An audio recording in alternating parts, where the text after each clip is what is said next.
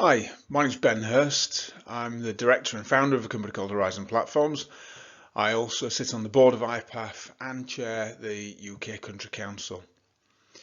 I'm recording this in November 2024.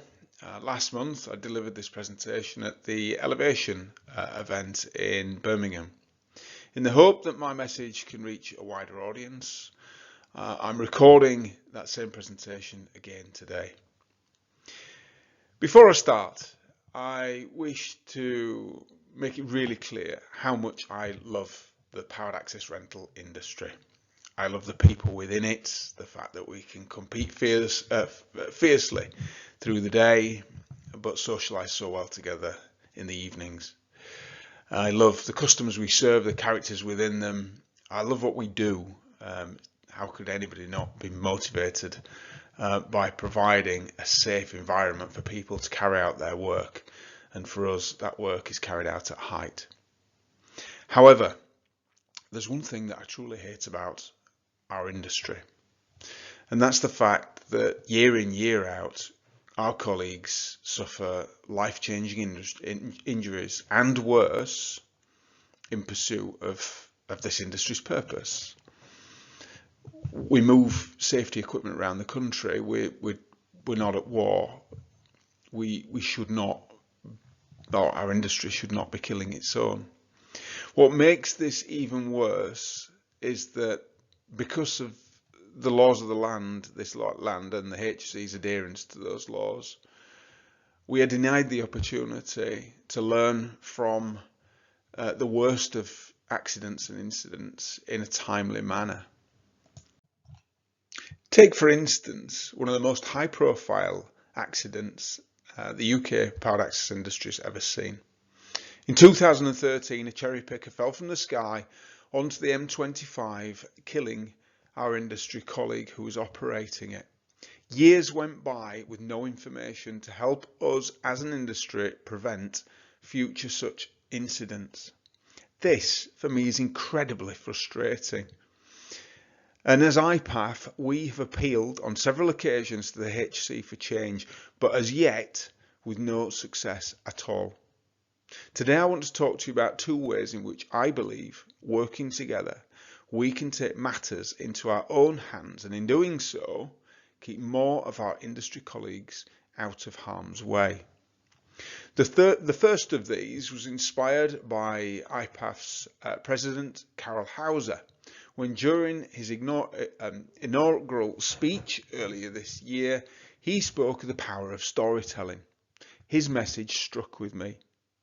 When we tell a story that's rooted in a real life event, we let listeners into that moment. We feel the atmosphere, we gain a deeper understanding of how things occurred. Stories do really create lasting memories, deliver valuable lessons, and most importantly, spark change. So today I'm following Carol's lead by sharing one of my own stories. It's not one I'm proud of, but it's one I hope you'll take to heart. Let me take you back to a cold morning in March 2021, 5:15 a.m. at a rental facility of a company I founded back in 2008 and led up until last year, Horizon Platforms in West Yorkshire. The sun hadn't yet risen, but the team were already hard at work preparing for a busy day on the road. Two members of our driver team were loading a 26-ton vehicle for a time delivery to Manchester via the busy M62. The driver had started early that day to meet a deadline. In this first clip, you're seeing best practice in action. The winch is being properly used and the driver is handling everything with safety in mind. At Horizon, we hold ourselves in the highest of standards, exceeding industry regulations. Our drivers receive advanced training that goes beyond the basics, covering specialised loading and unloading techniques. But despite all these precautions, what you're about to see next is very different.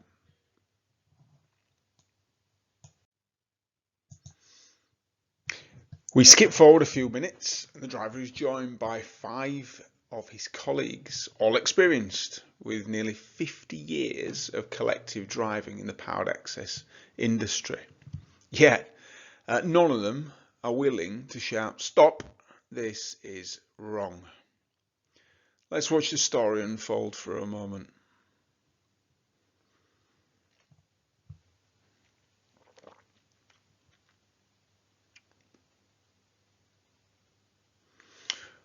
What they're manhandling is a JLG power tower lift weighing over 340 kilograms.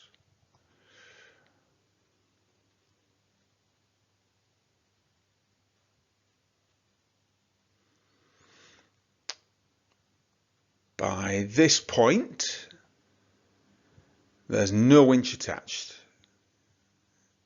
It's therefore left unsecured on the vehicle and relying only on the pedestrian brake to keep it in place.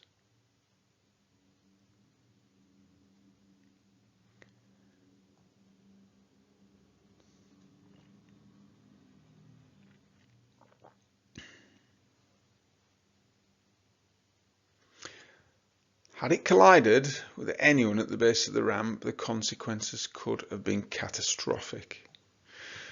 Now, what you don't see from the footage is the platform was reloaded without proper inspection by a qualified engineer, and the driver headed off to site. It was only after another driver, feeling increasingly uncomfortable, reported his concerns to the transport manager, was the delivery, thankfully, stopped before the machine reached its destination. You might be thinking at this point about what went wrong, what should have been done differently. When we interviewed the drivers following the incident, every one of them knew the process that should have been followed. If the winch wasn't able to be used, the job should have been stopped, the routes replanned to ensure safe loading. I hope you felt the gravity of the situation. I hope you appreciated how close we came to a major incident. Thankfully, it wasn't one. And therefore, there are no laws in the land that prevent me from sharing this story with you today. And there, I believe, lies a very big opportunity for the industry. I believe we can make a real shift in the culture of our industry, a shift towards transparency, a shift towards storytelling, and a shift towards increased learning from when things did not go so well. I've asked IPAF to turn this story into an animation, detailing the incident and what should have actually happened. You can see the first cut of this animation playing on the slide now. So this leads me to my first call to action, my first appeal. Let's create a culture of shared learning as an industry. I appeal to each of you to share incidents like this with IPAF. This will allow us to create more of these animations so that we can share our stories, not just throughout the UK, but right the way across IPAF's global membership. This action, without question, will save lives. Please head to ipaf.org/tell your story and submit your experiences. Together we can make our industry safer. Now, moving on to what I believe is our second big opportunity. As the leader of the business at the time, I was shaken. I was angry, I was embarrassed, I felt let down by my own team. These were good guys. How could a company with such a strong reputation for safety, a company that prides itself on exceeding standards, find itself with these kind of behaviours present within it? Please let me ask you a question now. Are you aware of an incident or an accident where the person involved was properly trained, experienced, knew exactly how to do the job safely, but still deviated from best practice? I suspect most of you watching this will be able to recall such an incident. So this incident showed me that safety isn't just about training or accreditations. It's about unseen pressures, the internal dialogue that influences behaviour in critical moments. As the managing director, I often said things like, at Horizon, we live and die by the timeliness of our deliveries. I thought I was motivating the team, but in reality, I was shaping the internal voice that guided their actions. That voice we call self-talk. Self-talk is incredibly powerful. It influences every decision we make. Let's consider a personal example. Can you think of an occasion when you needed to be home on time to honour a commitment made to a loved one and you're running late?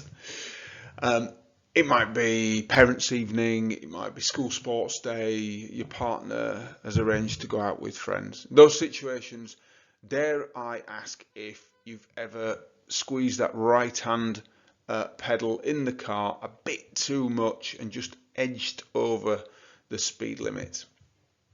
I regret to say I have. At that very moment, if you think back, was there a voice in your head screaming, "You better not be late"? Can you relate to that? See, as leaders, we too shape that voice, sometimes unintentionally. The language we use can be so strong that it gets misinterpreted or prompts unintended actions. I thought long and hard about why this incident had occurred and felt the need to understand what was going on psychologically within the minds of those great people who made up part of our driver team. And so we as an organisation reached out and took on more training, but training in psychology this time rather than actually getting the job done safely. So following this incident, the director team at Horizon, the management team at Horizon all undertook this course, the IOSH Behavioural Science for Leadership in Safety. It's a fantastic course. We worked with a guy called Darren Sutton. It offers tools and techniques around how to positively influence that voice, positively influence self-talk. I would strongly recommend anyone who's involved in managing teams' work safely to consider taking on this qualification. And so here we arrive at the end of my presentation. I'd like to thank you very much for taking the time to watch this. I'm now very excited to see how we as an industry can leverage the power of storytelling, become more transparent, and as individuals also be that bit more conscious of how we can positively influence that voice inside the head of those we're responsible for. Again, thank you very much. I hope you've enjoyed this, and yeah, I look forward to seeing how this unfolds.